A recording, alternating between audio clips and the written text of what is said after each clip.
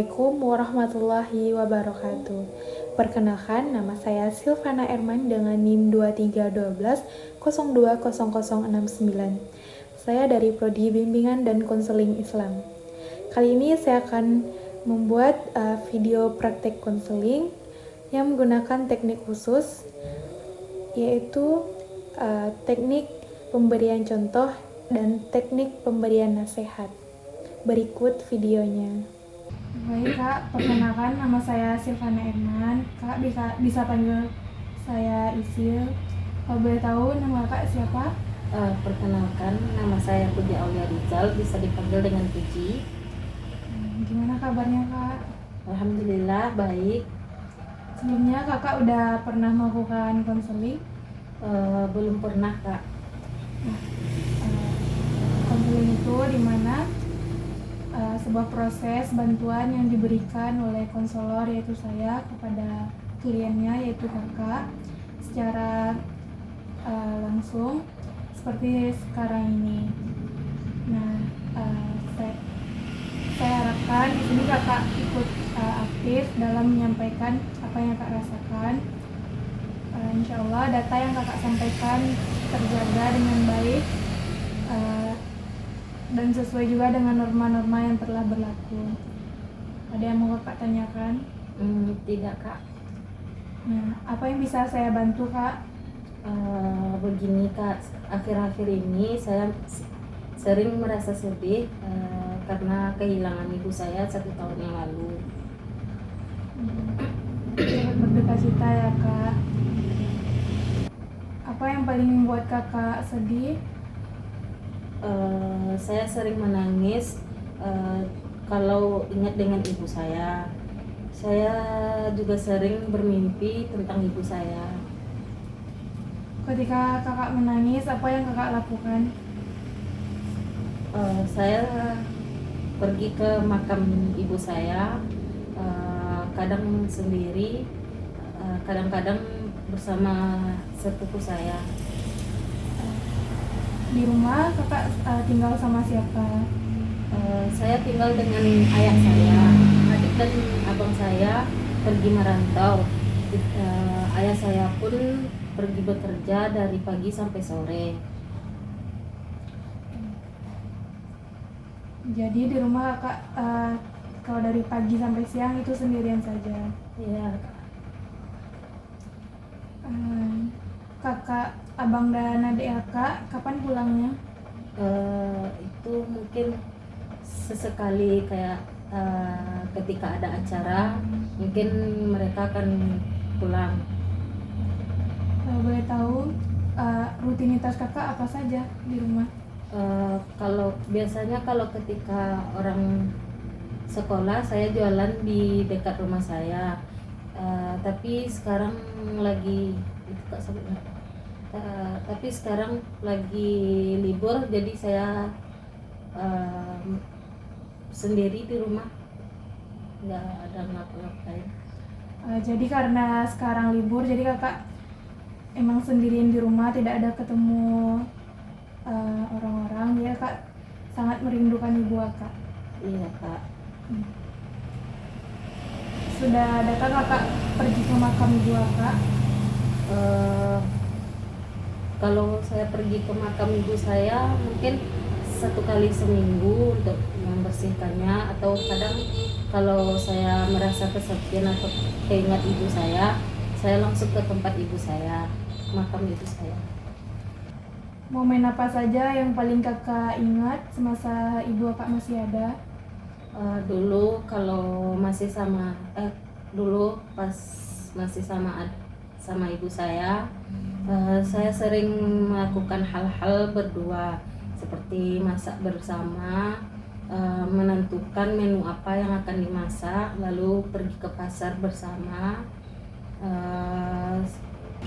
Lalu waktu saya masih kuliah, saya juga sering curhat sama ibu saya tentang hal-hal apa saja yang telah terjadi pada keseharian saya.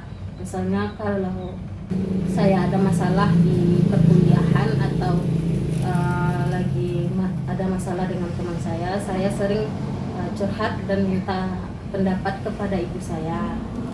Sekarang kakak bercerita sama siapa?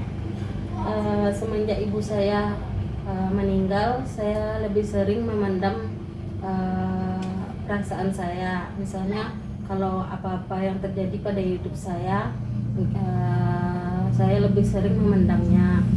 Mungkin kalau udah terasa penuh atau tidak kuat saya memendamnya, mungkin saya akan bercerita kepada adik atau sepupu saya. Dari cerita yang kakak sampaikan, nampaknya kakak sangat kehilangan beliau. Saya sangat menyayangi beliau. Kakak juga kebingungan mau cerita sama siapa dan tidak seperti biasanya lagi, dan kakak kurang semangat untuk menjalani hidup kakak. Bukankah begitu, Kak? Iya, betul, Kak. Boleh saya sedikit memberikan nasihat atau masukannya kepada kakak? Boleh, Kak. Nah, kakak boleh bersedih tapi jangan berlarut. Kakak semangat kembali untuk menjalani masa depan kakak yang masih panjang. Jangan putus asa, Kak. Tetaplah berdoa dan semangat terus. Pokoknya jangan kakak menyerah. Iya, Kak, saya akan berusaha.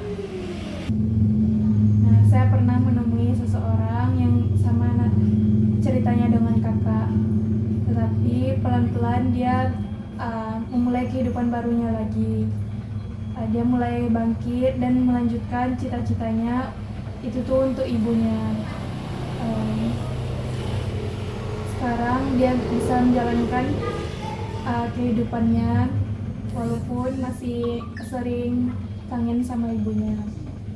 Jadi kakak harus semangat lagi dan jangan berputus asa ya. Baik, Kak, saya akan jadikan itu sebagai motivasi dan perubahan bagi hidup saya. Setelah ini apa yang akan kakak lakukan? Mungkin setelah ini saya ingin lebih ikhlas dan lebih sering mendoakan ibu saya dan mulai menjalani keseharian saya seperti biasanya. Itu sangat bagus, Kak. Ketika kakak rindu sama ibu kakak bisa menyampaikan Al-Fatihah, berdoa, dan sholat. Atau kakak juga bisa cerita sama ayah, adik, dan abang kakak, atau sama sepupu-sepupu kakak. Baik, Kak. Apa pelajaran yang bisa kakak ambil hari ini? Saya sedikit merasa lega setelah bercerita dengan kakak dan bisa mendapat saran yang telah kakak kasih kepada saya. Alhamdulillah, saya senang mendengar kakak. Semoga kedepannya kakak bisa lebih ikhlas, lebih semangat lagi, dan jangan pernah putus asa ya, Kak. Iya, Kak, terima kasih atas saran dan motivasi yang telah kakak berikan kepada saya. Ada yang bisa saya bantu lagi, Kak? Tidak ada, Kak, saat ini hanya itu saja yang saya rasakan. Terima kasih sudah mendengarkan keluhan saya dan memberikan saya motivasi serta saran yang bermanfaat bagi saya ya, Kak. Sama-sama, Kak, tetap semangat ya, Kak. Semoga kakak selalu dikelilingi orang-orang baik. Itulah video praktek konseling saya.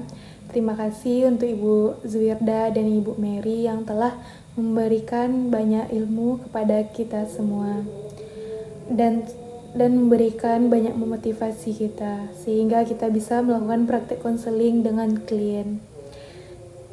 Assalamualaikum warahmatullahi wabarakatuh.